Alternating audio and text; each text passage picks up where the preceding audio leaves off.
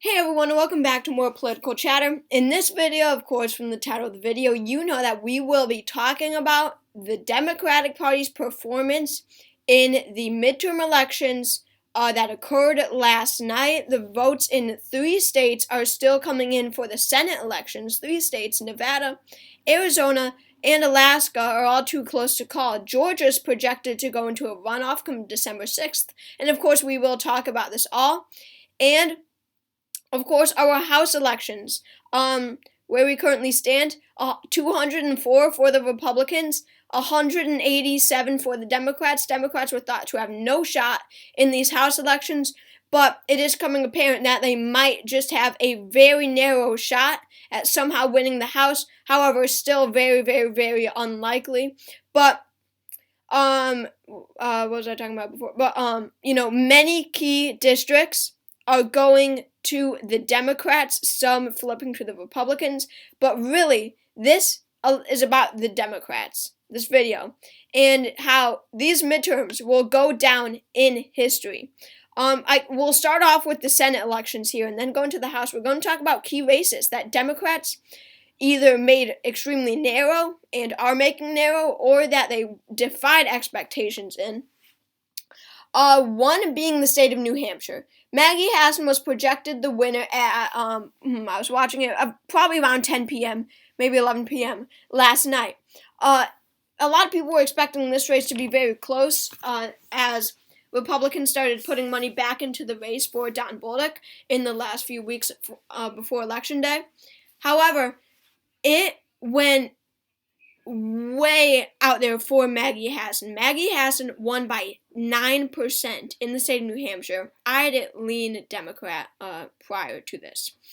Looking at the state of Pennsylvania, this is a big one. Mehmet Oz was favored to win the Pennsylvania Senate race. Okay, that is a fact. The vast majority of predictors had Mehmet Oz winning this. I mean, 538 gave his chances were out, skyrocketing, through the roof, Dr. Oz's chance. But John Fetterman has pulled out a win by 3.4%. This is a great example of Democrats defying expectations and in a swing state. That is important. They did not defy expectations. Tim Ryan did not do very well in the state of Ohio. That's definitely not one. North Carolina went to Ted Budd by 4%, same as expected. Georgia, I did predict would go into a runoff. I wouldn't say that Warnock particularly defied expectations. The Democrats certainly did not in the state of Florida. Marco Rubio won by 16%. But looking at the state of Wisconsin, Ron Johnson should have won by at least 3%. I was expecting a 4-point win for Ron Johnson. I didn't think that Mandela Barnes was a good candidate for Wisconsin to win the white working class voters. And even with that, this was a 1% race when it was called for. It still is, and it's called for Ron Johnson. But Mandela Barnes managed to make this race by it narrowed to 27,000 votes. Just 1% in the state of Wisconsin. This is not one that the Democrats were expected to come very close in, but Mandela Barnes has certainly defied expectations there. They kind of did in Missouri, but we're not talking about, these safe states. In the state of Colorado, perfect example. I had Michael Bennet winning by 7 or 8%. I think that most people did as well. But no, Bennett won by 12%, a huge win for Michael Bennet.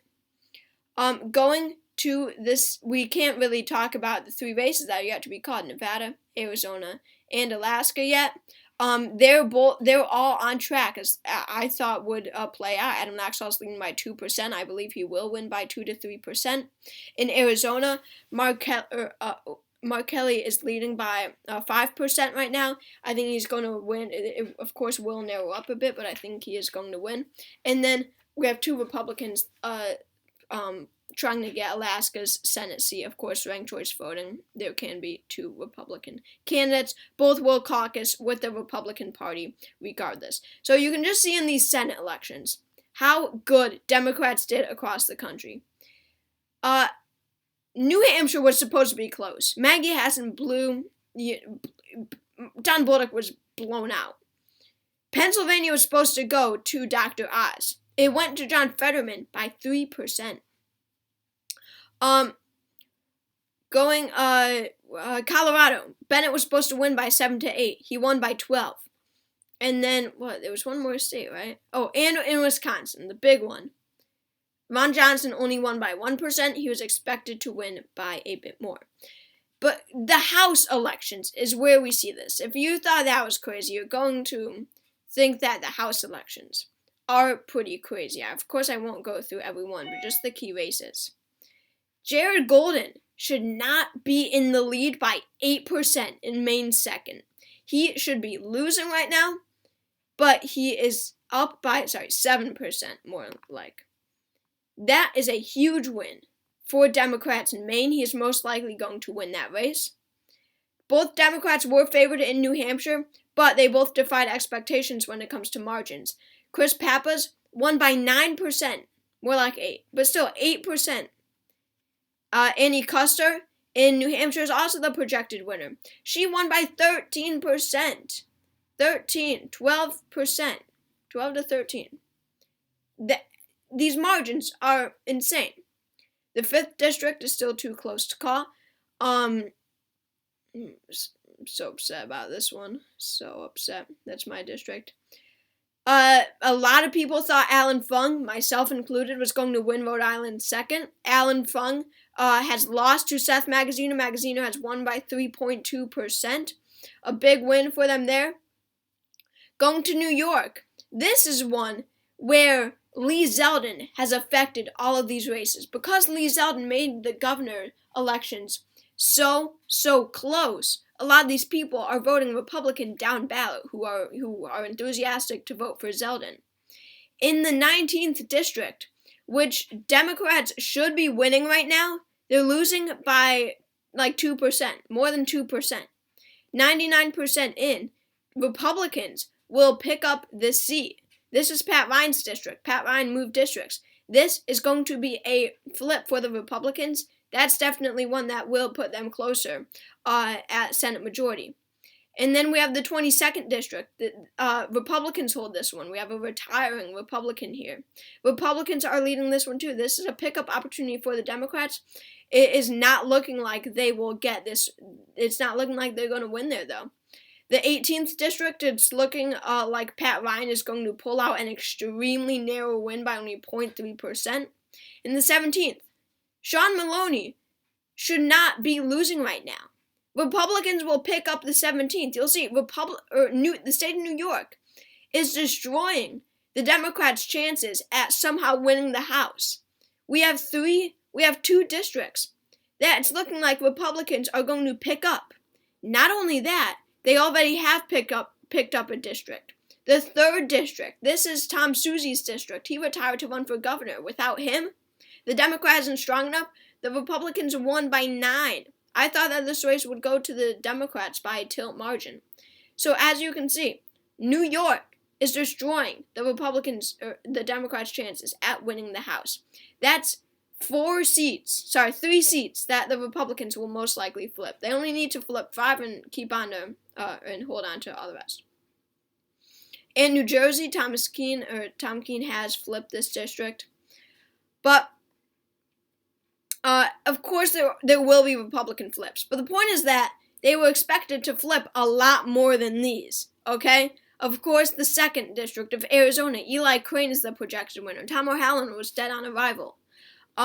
The 3rd district, of course, we have Ron Kind in this district, the Democrat who's retiring. Only Democrat that could win in Wisconsin's 3rd. Of course, this one was expected to flip. And then going to the state of Georgia, this is a good flip for the Republicans here, retiring Democrat. That was an easy one. And then the 5th district, of course, flips. This one was expected to be solid R. And then the good flip that they had was in the second, but they were expected to do better. This is only like, okay, they're doing well, because Virginia is one of the early poll closing states. It was looking like if Republicans would flip the second early on, then it would be an okay night for the Republicans, and that's exactly what played out. But if they won the 7th, then it was looking like a good night for them, and then the 10th, it was looking like a great night for them. But no, the 7th and the 10th both went to the Democrats. That is big. Spanberger won by 4. Wexton won by 5.8, almost 6. And then Democrats. This is the thing. Democrats have flipped seats, which cancels out a lot of these Republican flips. They were not expected to flip many seats. They were expected to flip a few, but they are flipping a lot. The 13th district, Wiley Nickel, projected winner. Nikki Budzinski in Illinois' 13th. Will flip this seat. This is one that I did expect to flip. Hillary Scholten in Michigan's 3rd. This is Peter Mayer's district. With that extreme Republican, they can't win. Going to, that's 3 there. I know there's more. This one is big. Ohio's 1st. Greg Landsman has somehow pulled out with a 5-point win. Definitely, even with redistricting, I did not expect that one to happen. What's that? 4 flips for the Republicans. For the Democrats. If they can flip a few more seats, then they are on track to win, to have a chance at winning control of the House. But this is a great example of Democrats being so underestimated. Colorado's 3rd district, we have Lauren Boebert, who's one of the more extreme Republicans in the House. Not a race that you ever heard about, right? Well, the Democrat, Adam Frisch, is actually leading. Lauren Boebert could lose. She is down by 0.8%, and we have 8% left of the vote to come in. That is astonishing.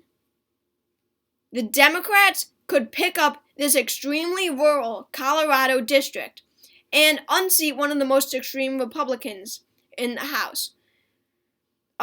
Going to the 34th district, I thought that Maya Flores would win. No, she lost by 8.